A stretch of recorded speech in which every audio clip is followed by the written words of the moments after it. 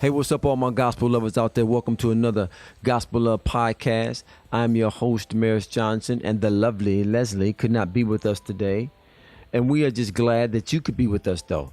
We have something very special for you today. As you know, we believe that the foundation to making our society function to the way that it was intended to function is by having powerful, magnificent marriages that will build magnificent families, that will incubate magnificent children who will go out in our society, I should say, and do magnificent things. So we really believe that we are helping society become what it was designed to be. So when we help you build a magnificent marriage, we've been doing this for 22 years on our own.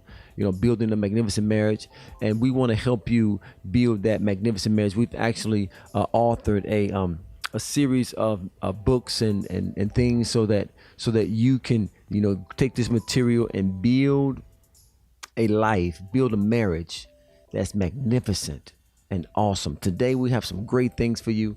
I want to start off by asking you a question.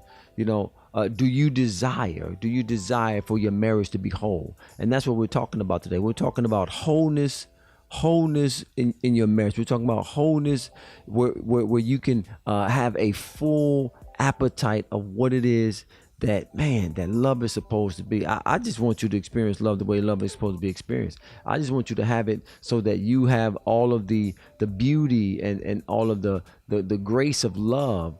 We've talked about so many different aspects of what love looks like, and the wholeness of love, and the health of love, and the wonderful aspects to love. You deserve it. Yep, that's right. You deserve a healthy, a whole, a healthy, and a wonderful marriage. And that's the theme of what we're talking about today.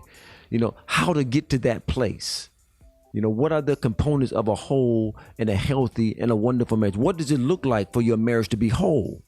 A lot of times people don't even think about what a whole marriage looks like, what a healthy marriage looks like, what a wonderful marriage looks like. We want to give you a picture today.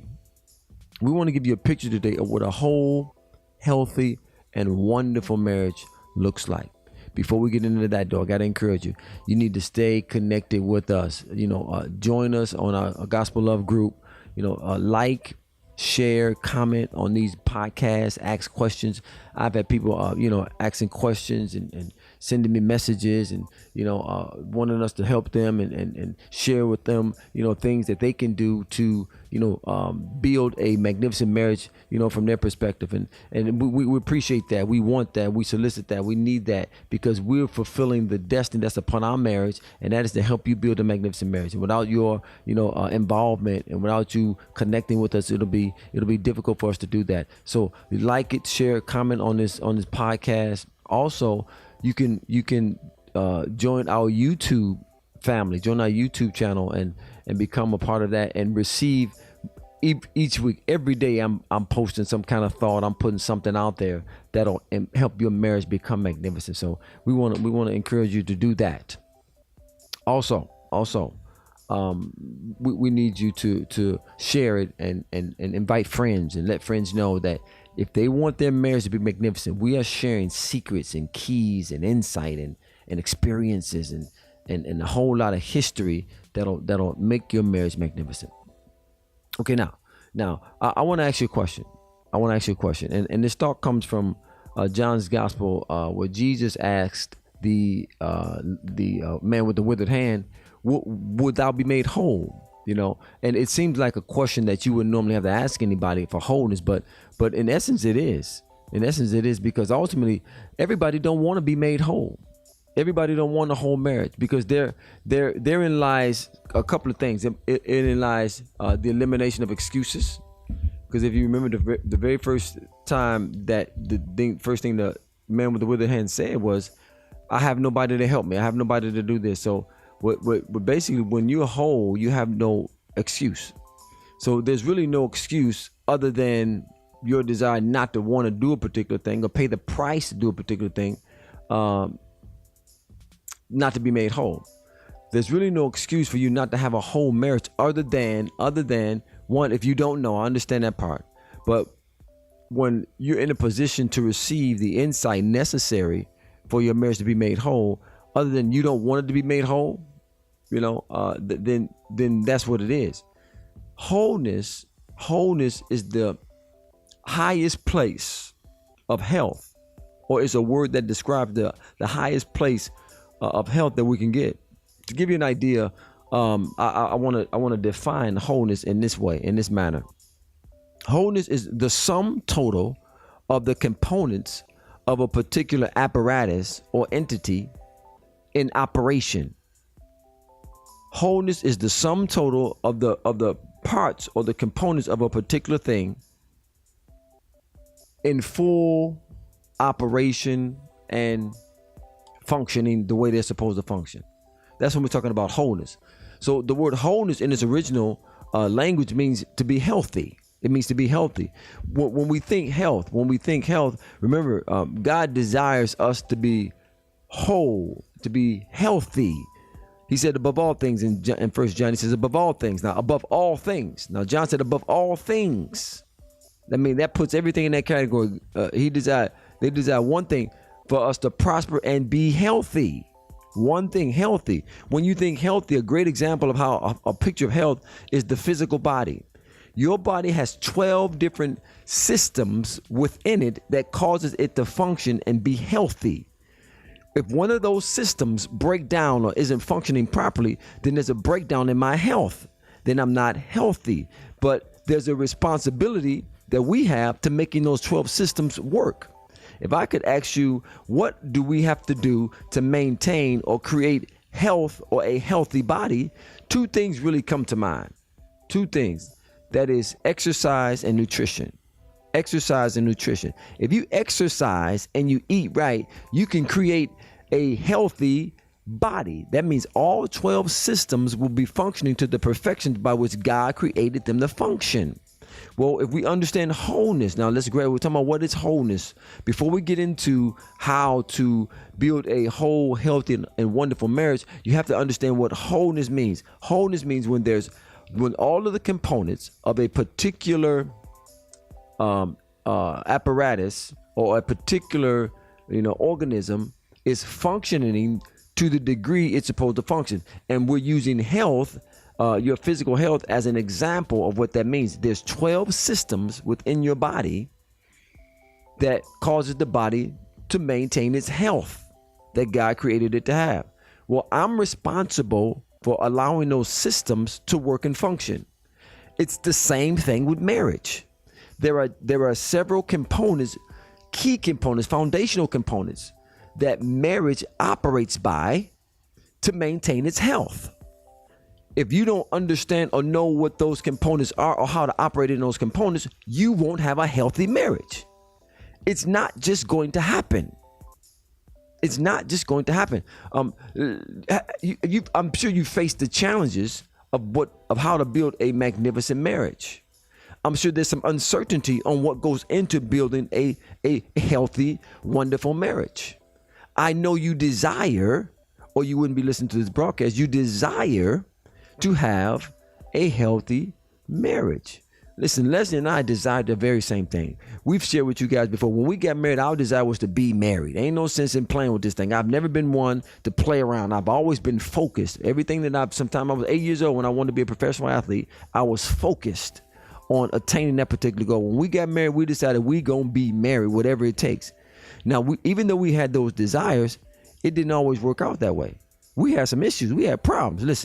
Listen, we've been to the bottom. We got to the point where we packed bags. We packed bags and we're like, listen, this ain't working. But we knew God told us to get married for a reason. And we knew we were supposed to be together. And we weren't going to allow our immaturity, or we weren't going to allow our ignorance or our selfishness to destroy what we really believe God gave us. And that was a love. And that was love for each other.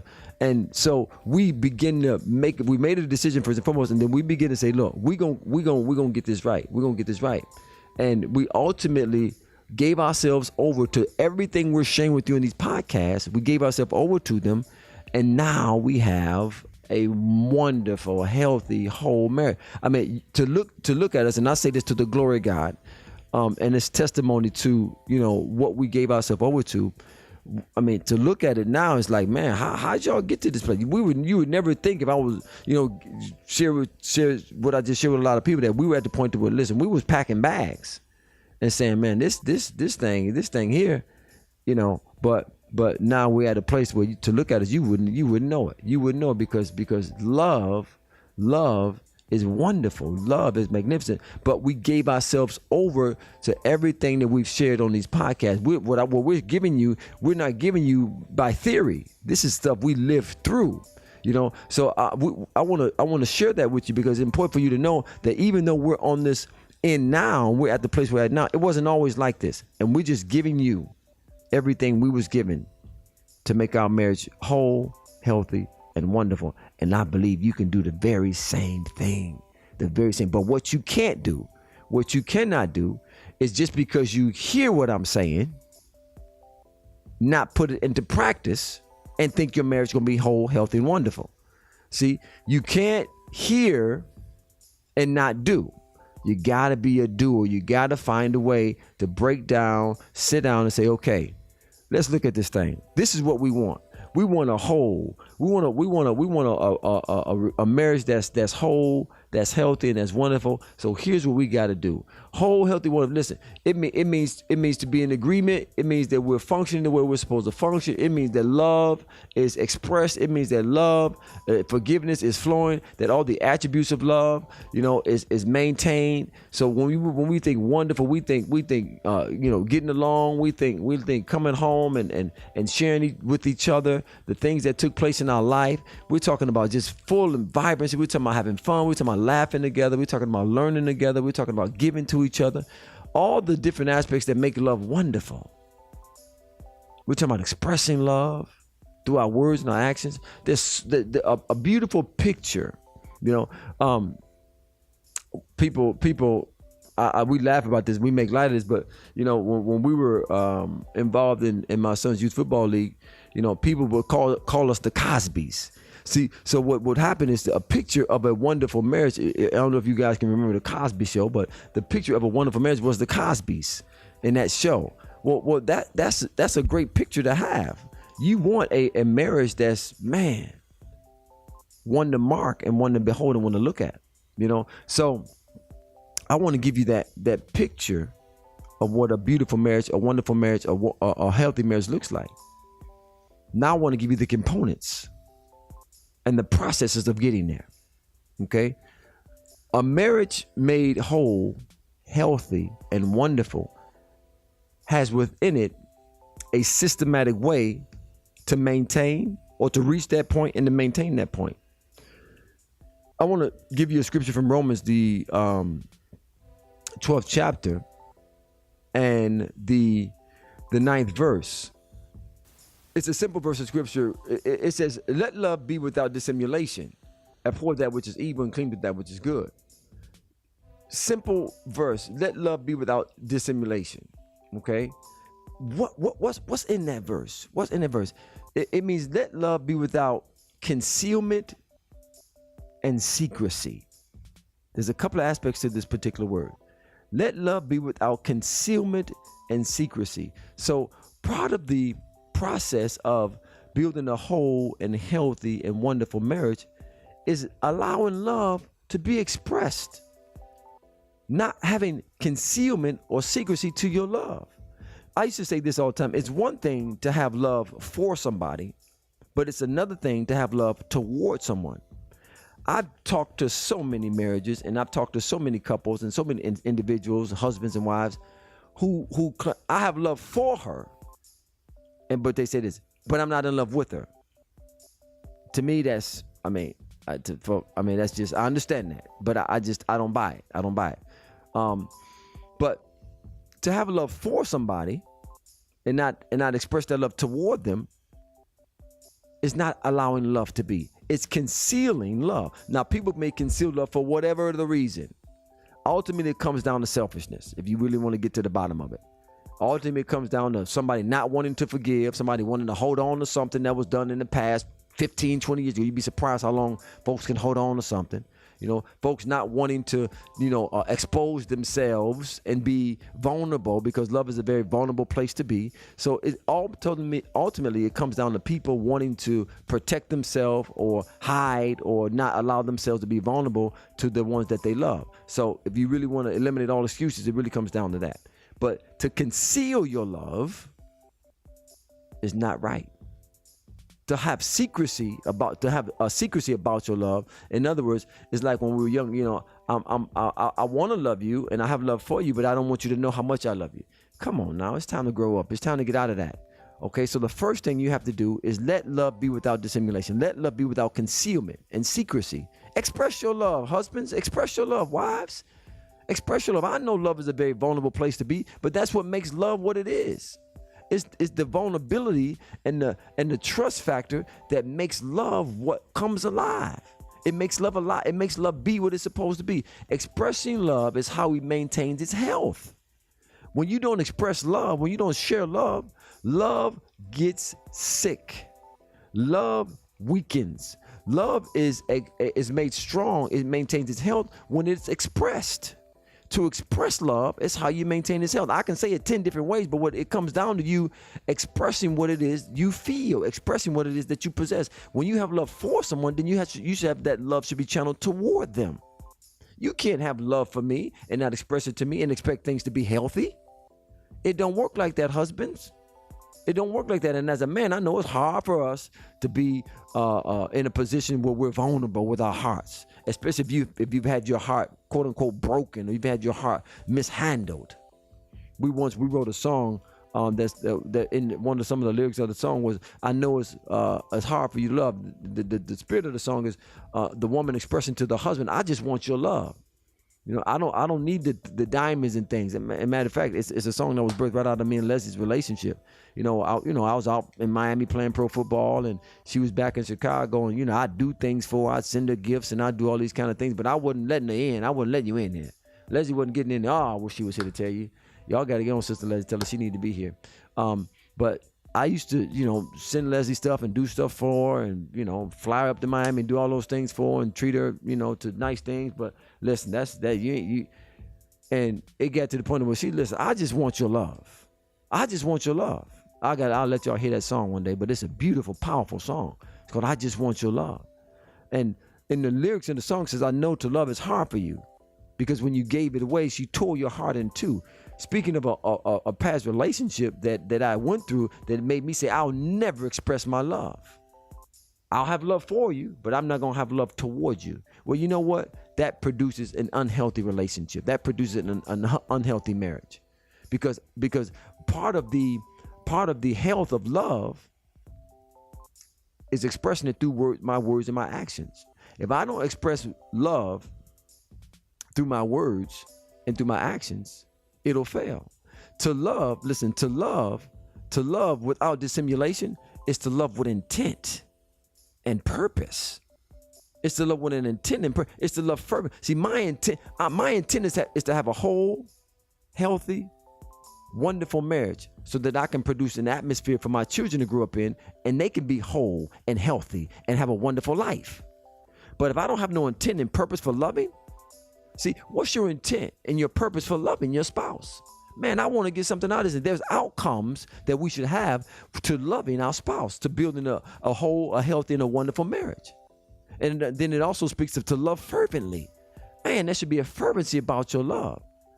The Bible, fellas, the Bible tells us to be intoxicated, to be ravished is the word it uses, to be ravished with the love of your spouse. See, I should be ravished.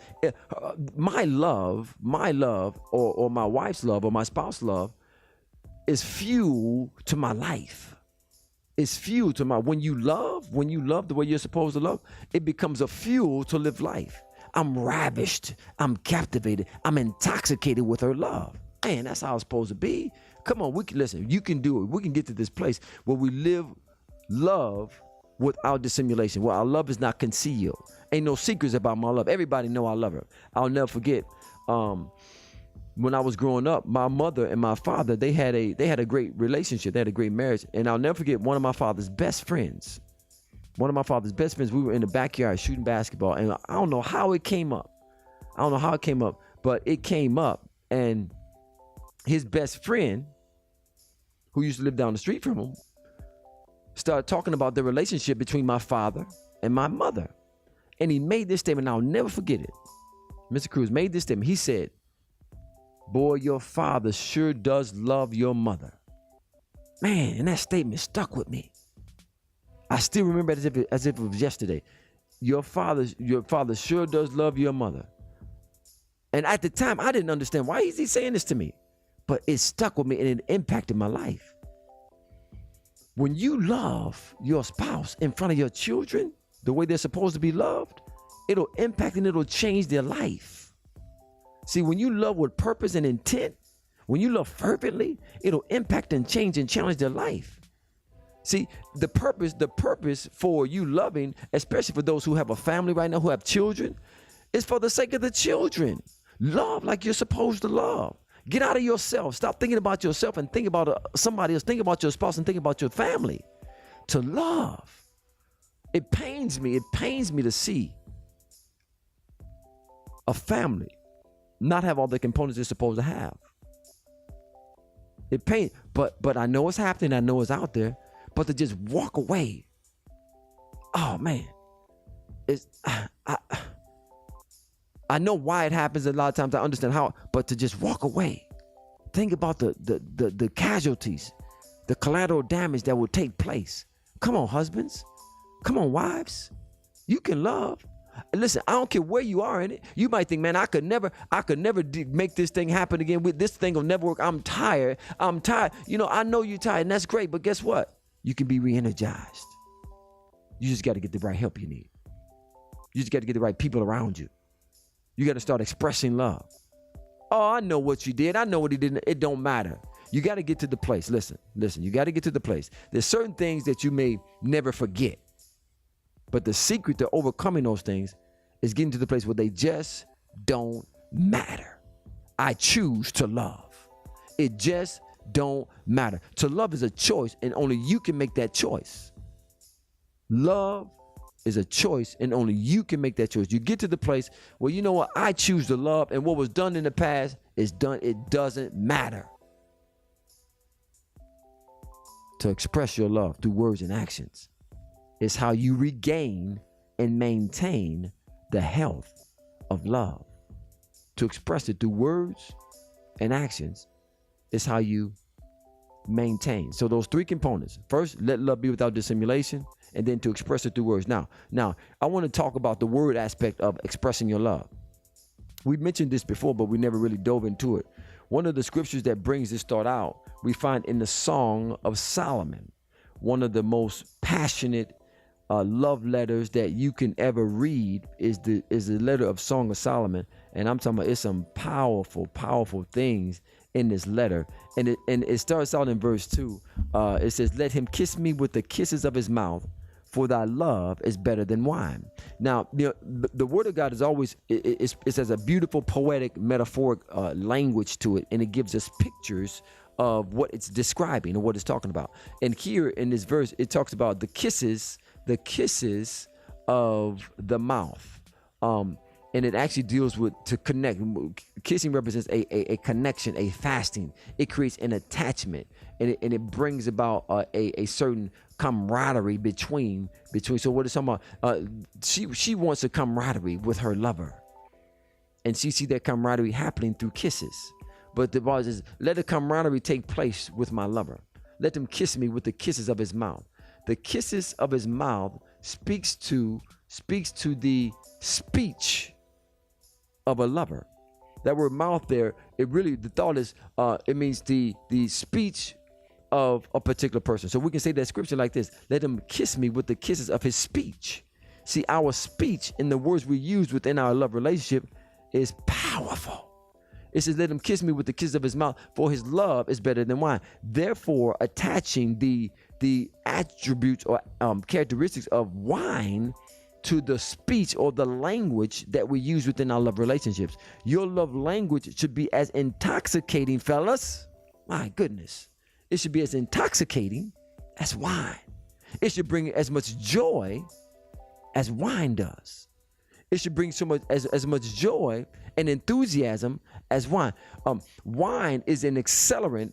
It's an accelerant to joy. It's an accelerant. It's several. It brings about. It's used metaphorically in several ways within the Word of God. One is it brings about a vivaciousness to life. What do I mean by vivacious? What I'm talking about is an attractiveness, a liveliness, an animation that's so attractive that it draws your lover to you. Man, when you talk about your love language and you talk about expressing your love, listen, remember we're talking about a whole, healthy, wonderful marriage and how that takes place through your love language. Let him kiss me with the kisses of his mouth, for his love is better than wine. Let him kiss me with the kisses of his speech. Our speech acts as a kiss that connects us and brings us together. Our kiss is as wine that brings about an attractiveness to us that brings about a lively and an animation within our marriage that's irresistible. Wine is thought of as an enthusiastic, joyful accelerant. Listen, health, wine. Listen, wine. Paul told Timothy, drink a little wine for your stomach's sake, for your health's sake. Health or wine is a health accelerant. Your speech will bring about health to your marriage. Your speech is a health accelerant to your marriage. Your words you choose to use is a health accelerant to your marriage. The kisses of your speech, of your love language, will accelerate the health of your love relationship. See how that works? The way we express our love is what we're talking about, because we want love to be without dissimulation, love to be without secrecy. The way love is without secrecy is by being expressed through words and actions. What we're dealing with now is the love language of a particular of your marriage. Let him kiss me. Husbands, kiss her with the kisses of your speech, with your love language. And that'll draw her to you. That'll make you attractive. That'll bring about an animation and a liveliness to you as a husband, to your marriage, so that it is irresistible. It'll make things enthusiastic, joyful. It'll accelerate the health, which will produce the wonderful wholeness that we're after. Listen, your speech, your love language matters. The way you talk to each other matters. The way you speak about each other matters. The way you caress each other with your words matters. Listen. In Proverbs, the 16th chapter, the 24th verse, somewhere in the 24th verse, it says this: pleasant words are as a honeycomb, sweet to the soul and health to the bones. Oh my goodness. Your words matter. Come on now. Your words matter. Pleasant words mean words. Listen, pleasant words are words that bring about agreement. Words that are suitable for the particular relationship. Words that are filled with grace. And we know the word grace means to be empowered. I mean, it's an empowering word. Words that are delightful. So in other words, pleasant words, that don't always mean I'm speaking in a nice, soft tone, but I'm sharing. But what the words that I'm speaking are as the honeycomb. They're pleasant. They're sweet to the soul. They bring about an agreeableness between a husband and a wife that makes their marriage whole, healthy, and wonderful. Another thought to that word. It means they're sweet. It says they're sweet to the soul. That word sweet, that means to be relished. Man, to be relished, something that's desired. See, when you speak pleasant words, to your spouse, to your lover, they relish them. They look forward to them. They desire those words. They look forward to coming home hearing you talk sweet nothings to them. They look forward to you coming home telling them how good they look and how much you miss them and how you just look forward to them coming home. They look forward to coming home and saying, oh, I'm so glad you home. They look forward to you greeting them with love and affection. That's how you build a healthy whole marriage. When you let that thing fly free. When you release love and you enjoy the beauty of it and the health of it. Healthy, strong, wonderful marriages are marriages that understand that there's a language that I have to speak that attracts my lover to me. Okay, so it says, the proverb says this. It says, pleasant words are as a honeycomb, sweet to the soul Listen, now watch this. And health to the bones. So we see pleasant words, your love language, your speech acts as a curative. That word health there means a curative. Something that brings a cure to that which is not healthy. Oh, there it is right there. There it is right there. See, what would happen is I had to change the way I would speak to Leslie, and she had to change the way she spoke to me. Once we decided to change the way we spoke to each other, health began to come forth. Healthy, pleasant words act as a medicine, a curative to an unhealthy situation. You got to start speaking to each other in a different manner. That's what it comes down to. You can't snap off. You can't flip off. You can't say things the way you think you feel at times. You can't give me a piece of your mind just because I don't do things. You got to be, there has to be love will contain certain things. Love will keep things from erupting and getting beyond the point to where we're not in agreement anymore. But you got to be given over to love. Let him kiss me with the kisses of his mouth. Your speech, your love language matters. If you want to create a whole, healthy, wonderful marriage, then your language got to be right. The third thing we talk about is your love gestures. Your love gestures. Bottom line to it, a healthy love gives. God so loved the way he gave. Healthy love will always have a mind to give to its spouse. If you just let love fly, it'll fly right into the face of giving to your particular spouse, to your husband or your wife. We got to allow for the gestures of love. There's so many different things.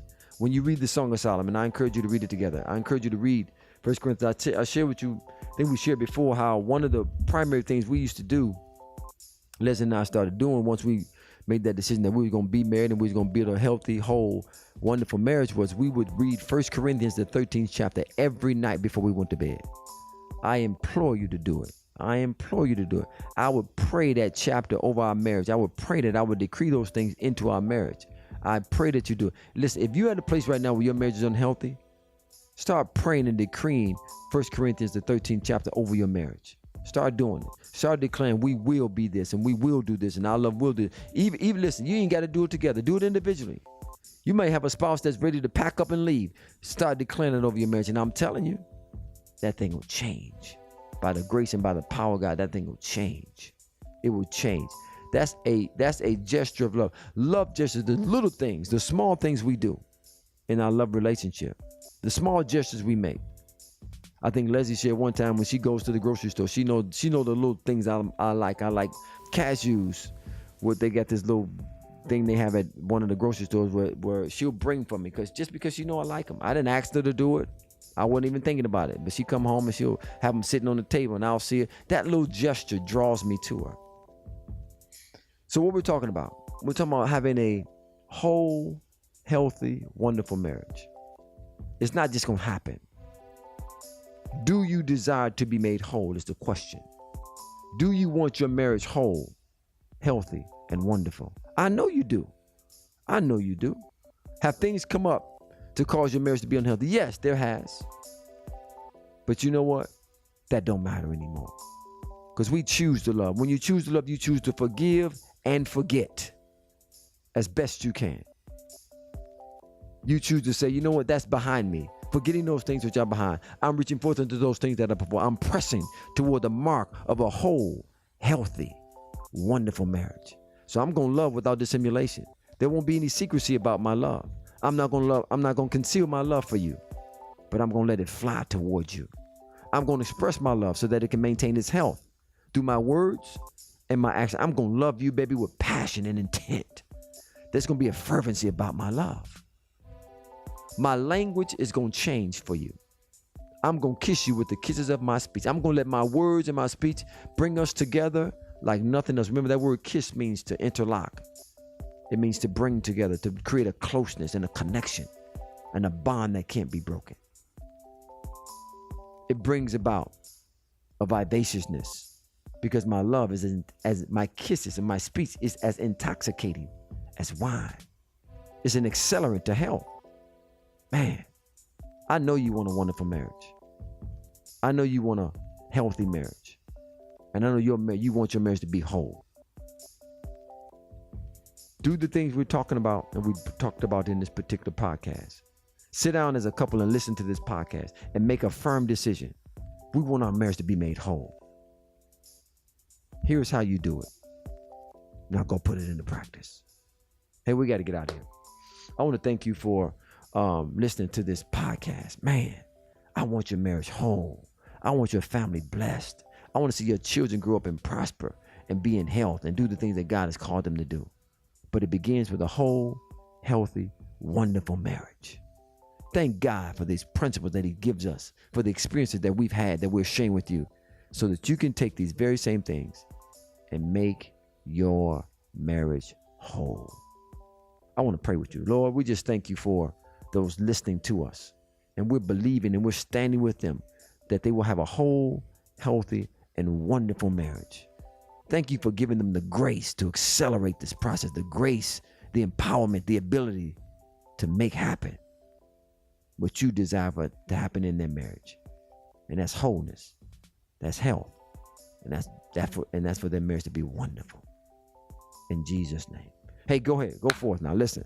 You got to share this. You got to comment. You got to like this. You got to ask questions so that your marriage can be made whole. Remember, join us on our Gospelove group. Join our Gospelove YouTube page. Invite friends to listen so that we can see our society transformed and changed by the power of your magnificent marriage. God bless you. We'll see you next time right here from Gospelove.